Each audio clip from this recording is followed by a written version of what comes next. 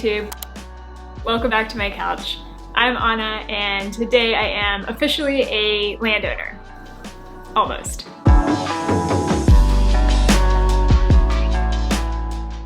So if you watched my last YouTube video, which was awkwardly also my first YouTube video, then you know about my idea to buy land in Joshua Tree, California as an investment property and build an Airbnb there from the ground up. I decided to create this YouTube channel to document the process from the beginning to end. There's a lot of really great investors out there who share some of the properties that they've built and their successes, but I really haven't seen too many people talk about the gritty details and the day-to-day of their wins and losses. I had this idea probably about 2 months ago, and as soon as it was in my head, I really dove into it. It's better to just, when you have momentum, jump in and get the ball rolling and figure out the details later. And I have definitely been figuring out the details. So I don't own any property currently. I rent my apartment in Seattle, and so when I say I'm starting from square one, I really mean it. I don't have a point of reference of what it's like to buy a piece of land or a home or anything like that.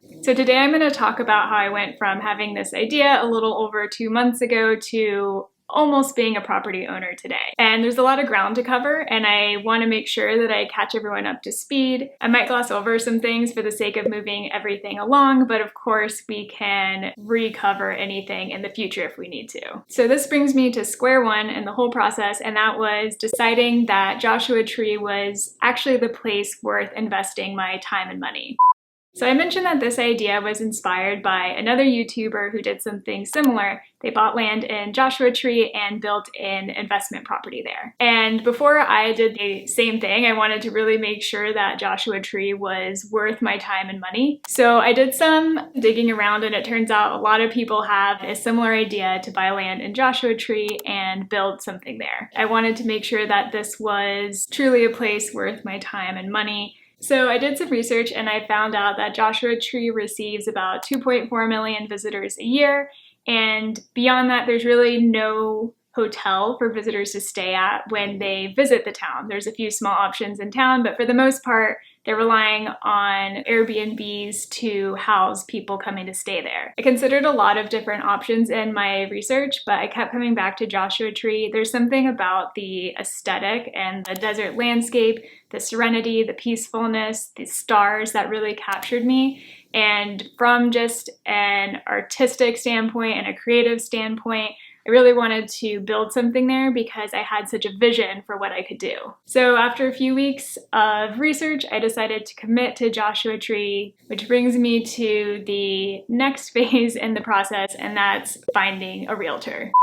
I had never worked with a realtor before, and so I was really flying blind here. I didn't know how to find a realtor, so I turned to the source that I think every millennial turns to when they don't know what to do, and that's Google. So I literally Googled realtor in Joshua Tree, and a bunch of options came up, and I emailed about 5 realtors, and I didn't hear back from any of them. Eventually I heard back from one, so I scheduled a call to talk with him on the phone, and I really didn't feel like we connected. I don't think that he understood my vision, and I didn't think that we would be a good fit for each other. So I decided to move past that option, but I still had no one lined up. Finally, after sending out a few more emails, somebody got back to me, and I scheduled a phone call with her, and we really connected. I felt like we were on the same page. She also owns Airbnbs in the area, so I thought that she really got my idea. One thing that I learned from this process though is that a lot of people are going to Joshua Tree right now to buy land and build, and so there's only so many resources available for people who are interested in building there. Realtors really have the upper hand right now. You don't necessarily get your first pick of who you're looking for. They are super busy and don't necessarily have the time to give to every client, especially when you consider buying land is something, especially in Joshua Tree, that is a bit cheaper. You can expect to spend maybe 20 to 50K on this, as opposed to a house where somebody's spending hundreds of thousands of dollars. The realtor as a kickback is realistically only getting a small fraction of that. Realtors aren't going to be really incentivized to come to you if you're just looking for land. I was lucky that I found someone that was interested in working with me, which brings me to the next step in this process, which was physically visiting Joshua Tree and really confirming that this was a good idea. Around the time that I was researching realtors, I decided to book a trip to Joshua Tree. I was actually already planning a trip with my boyfriend to Palm Springs, and we decided to go to Joshua Tree for a few days so I could look around and get a lay of the land. I did a ton of research in the Airbnb that we were going to be staying in and found a really cool one in the heart of Joshua Tree. It had great views, it was pretty spacious, they had a fantastic coffee machine, and I really loved staying there. We arrived pretty late at night though, and were completely lost. My GPS conked out and you couldn't see physically like any of the addresses as we were driving by. I was driving, I would get out of the car and shine my phone flashlight on people's addresses to see if that's where the Airbnb was. It probably took me about 20 minutes of doing that to find the actual place. It was pretty terrifying because it was super windy out and it was pitch black. Eventually we got to the Airbnb and everything was fine. It was a really fantastic place. In the evening we toured land on our own. I had picked out a few pieces of land that I wanted to see, and then also just other people who had Airbnbs in the area. I looked them up on Airbnb and kind of got an idea of where they were and tried to find them, just so I could drive by and get a sense of what they looked like. So we drove around the area and looked at a few pieces of land. The final one that we went to see was actually just right on the line between Yucca Valley, which is the neighboring town, and Joshua Tree.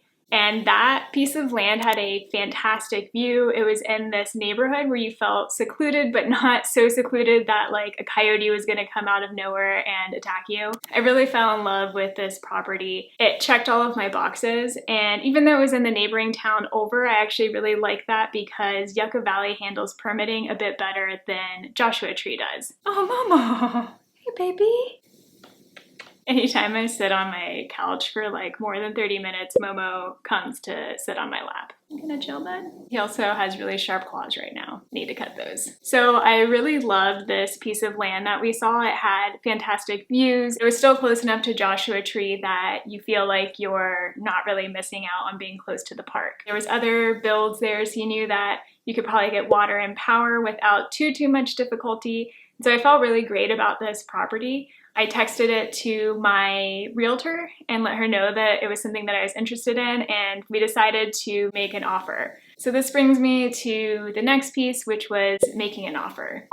I decided to make an offer on this land. I texted my realtor to let her know it was something that I'm interested in. She helped me put together everything and passed the offer over to them. I went a little bit under asking price to give myself some wiggle room to move up. By the time I had made an offer for this property, even though it had been on the market for a while, the seller had just accepted an offer from another buyer. I was super bummed because, like I said, I love this property and it really checked all of my boxes, but it was a learning lesson. I should have made the offer sooner. I hesitated while I was thinking it over for a bit, and you really just have to jump on things. Right near that property that I really love, there was another property available, and it had been on the market for like literally years. And so I didn't go look at it because that seemed strange to me. I thought that there has to be something wrong with something that's been available for so long. But when I lost out on the property that I really wanted, I decided that maybe I should take a closer look at this other one. At this point in my trip, I wasn't in Joshua Tree anymore, and I didn't have a car to go look at the property myself. So I asked my realtor to go look at it, and she took a video, and I'll show you what she gave me.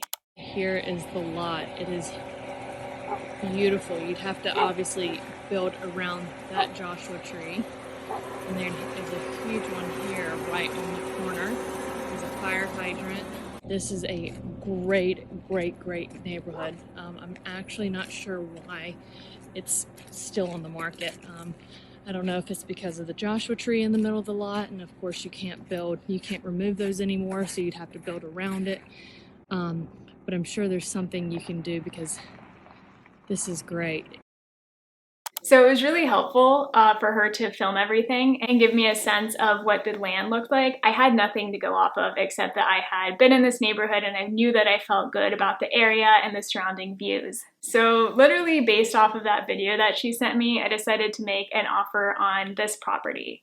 First, I did an offer just below their asking price, which they rejected, and so I made an offer for the full asking price, which they accepted.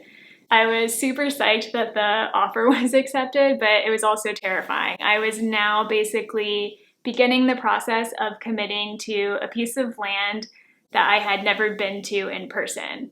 I needed to get somebody out there who could evaluate the land and make sure that this was worth my investment. So I decided to look up contractors in the area. My realtor gave me a recommendation of a few, and I emailed a bunch of them, and like with finding a realtor, no one really got back to me. Again, there's so many people trying to build in Joshua Tree right now that they're just swamped. Finally, somebody got back to me and he was so helpful. We talked on the phone for a while and I explained my idea to him and he agreed to go look at the land. He was actually really swift about it. After we talked the next day, he went out there and surveyed the land. He got a sense of what the property looked like. He looked at things like flood lines. There's actually a ton of Joshua trees on the property, which are a financial burden. There's a permit to make sure that you're building around Joshua trees correctly or you're moving them. So he took all of these things into consideration and basically got back to me and told me anything that he was concerned about. Fortunately, there was nothing that he seemed to think that would be a big showstopper, which I was really excited to hear. At this point, the land seemed like it was totally worth going towards, and I decided to continue on with the buying process. There's a lawnmower going outside, and so hopefully that's not really loud. They've been going for like an hour. So this brings us to the final step, and that is closing on the property. It was definitely the one that I was most nervous for because as soon as I committed to this step, there really was no going back. Closing is actually pretty straightforward. It's reading a lot of legal documents. Most of them came online through DocuSign, but there was a packet that came in the mail. So when I received that, I opened it up and realized that I needed to hightail it to the bank because I needed to wire the money that day. That was a little bit stressful because I thought it was something I could do online. It turns out you can't wire such a huge amount of money online. You have to actually go in person. So I went to the bank for probably the first time in 7 years. The guy that ran the transaction for me told me that he really loved the idea of buying land in Joshua Tree and told me he'd come stay at my Airbnb someday. So that was reassuring. Once I wired the lump sum of the entire property over, I was paying in cash. You can't get a loan typically for these kinds of things. I had to fill out the rest of the document. This took a lot of time because I'm not a lawyer and I really wanted to understand what I was signing, so I took my time going through it. But once that was done, I wrapped it up and sent it out in the mail. So at this point, I'm just waiting for everything to get processed, and I expect that to happen any day now. So I'm not officially a landowner, but I'm pretty close. There's really nothing else left for me to do except wait and get word that everything has gone through. Of course, this is a huge milestone in the project. I'm clearing the first step, but it's also a milestone just in my personal life. Having the opportunity to purchase land as a sole owner in my 20s is something that is not lost on me. I'm really excited and proud of myself that I hit this point. And that about wraps things up. Thanks for sticking around. I'll be back soon with some more updates on the build. See ya.